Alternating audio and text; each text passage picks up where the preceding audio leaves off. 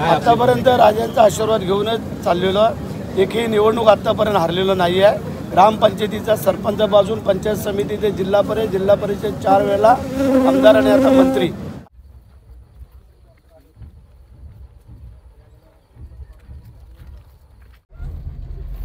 हे बघा समोर लिफ्टचे 2 रोप आणि कमी विजिबिलिटी, कारण म्हणजे तर मंडळी रायगड किल्ल्याचं, दुर्गाराज रायगडचं जे वातावरण आहे ते तुम्ही बघून घ्या।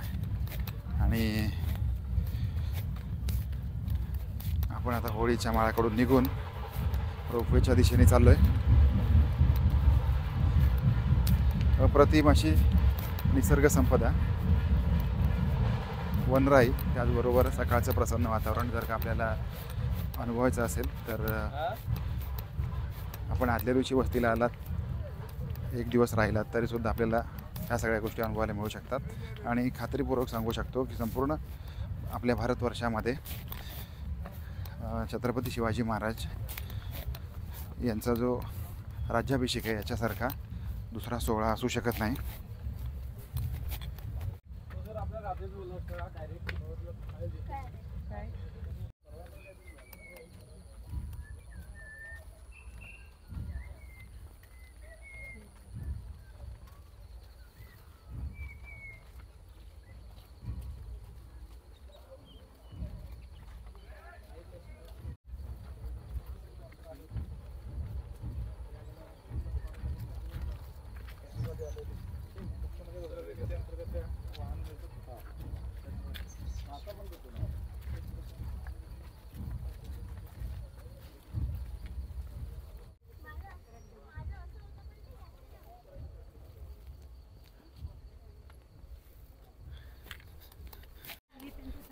मंडळी आता आपण आलेलो आहे रोपवेच्या ठिकाणी आपण आलेलो। जास्त रायगड एक्सप्लोअर करायला मिळालं नाही, कारण सगळ्यात महत्त्वाचं होतं की राज्याभिषेकाचा सोहळा आपल्या डोळ्यांनी बघणे आणि आपल्या डोळ्यांनी बघता बघता जे काही क्षणचित्र आहे ते तुम्हाला दाखवणे, हा सगळा उद्देश होता।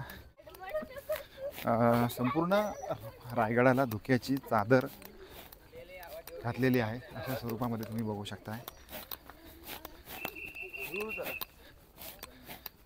आणि आपण आलेलो आहे थोड्याच वेळामध्ये रोपवेला आपल्याला मिळणार की नाही माहिती नाही, पण तरीसुद्धा चेक करावं लागेल।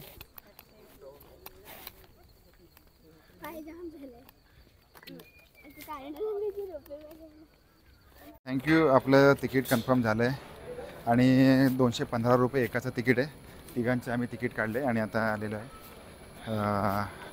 रोपवेच्या ठिकाणी। आता रोपवेमध्ये एक वेगळा एक्सपिरियन्स भेटणार आपल्याला। आले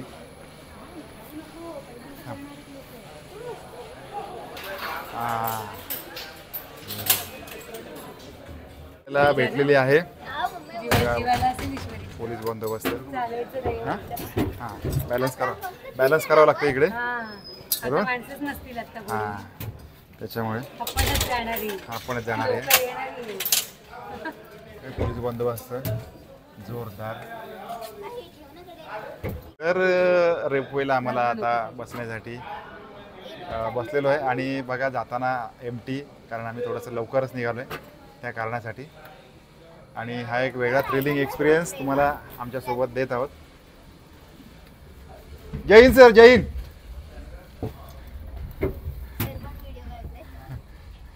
चलो, आणि हा दिस इज द फर्स्ट स्टेप। हा फर्स्ट स्टेप आहे, हे बघा फर्स्ट स्टेप। गणपती बाप्पा मोरया। उत्तुंग अशा रायगडावरून आम्ही झेपावलेलो आहोत खालच्या बाजूला। हे बघा समोर लिफ्टचे 2 रोप आणि कमी विजिबिलिटी, कारण म्हणजे असणारा धुकं खूप आहे त्या कारणासाठी। आणि किती खोल आहे, अक्षरशः मला मोबाईल होल्ड करताना पण भीती वाटते, तरी पण तुमच्यासाठी सगळं काही, तुमच्यासाठी काय पण। आणि जस्ट वॉच ग्रीनरी रायगडचं सौंदर्य आणि व्हॉट एव्हर. खाली बघताना थोडीशी भीती वाटते. अक्षरशः एखाद्या माचीस बॉक्स इतक्या छोट्या गाड्या तुम्हाला दिसत असतील. शब्द चुकत आहेत कारण एक प्रकारे भीती वाटते. आणि संपूर्ण दुर्गराज रायगड आच्छादलेला आहे. तुम्ही बघू शकता हा रायगड किल्ला किती अभेद्य होता किंवा अभेद्य आहे आणि याच्यासाठी का निवड केली असेल हे आता रोपवेने जाताना खरं तर कळतंय. आपल्याला रोपवेने जाताना एवढी भीती वाटते, त्यावेळेला जर का हा सर करायचा म्हटला या अंगाने तर शक्य होतं का याचा आपण विचार करू शकता. माय गॉड, कसं वाटतंय? मस्त वाटतंय ना. आणि आता ही दुसरी बाजू आपण बघूया. Yes, perfect, very good. दुसऱ्या बाजूला आपण बघा. ती जाणारी फास्ट गेलेली आहे एकदम आणि सगळे पोलीस बंदोबस्ताची लोक गेलेली. हे बघा,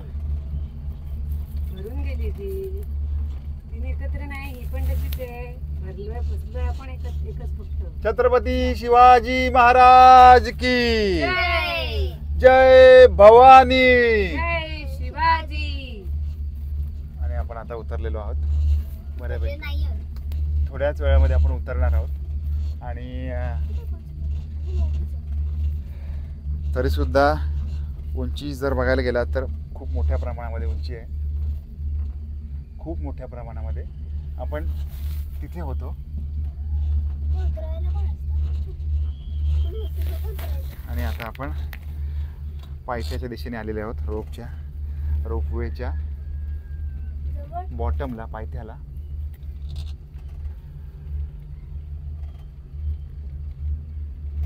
पुष्कळ गाड्या काल लागलेल्या असतील. जे काही होतं रायगडाचं सौंदर्य तुम्हाला दाखवलं. तुम्हाला कसं वाटलं? खूप मस्त वाटलं. हा एक नवीन एक्सपिरियन्स मिळाला. ओके, सगळा एकत्रित एक्सपिरियन्स मिळालेला आहे. रात्रभर दोघी पण जाग्या होत्या. मी थोडा वेळ आराम केला आणि आम्ही सगळ्या गोष्टी एन्जॉय केलेल्या आहेत. आणि आता थोड्याच वेळात आपण उतरत आहोत. पुढचा प्रवास करायचा आहे. रात्रीचं जागरण होतं त्याच्यामुळे आता पुढे व्हिडिओ आता करणार नाही. हा व्हिडिओ इथे मी स्टॉप करतोय. कसं वाटलं, काय वाटलं ते कमेंट करून नक्की सांगा. आपण भेटणार नवीन व्हिडिओमध्ये. काळजी घ्या आणि रायगडावरती नक्की या. जय शिवराय सगळ्यांना. पुन्हा लागेल अभिजितला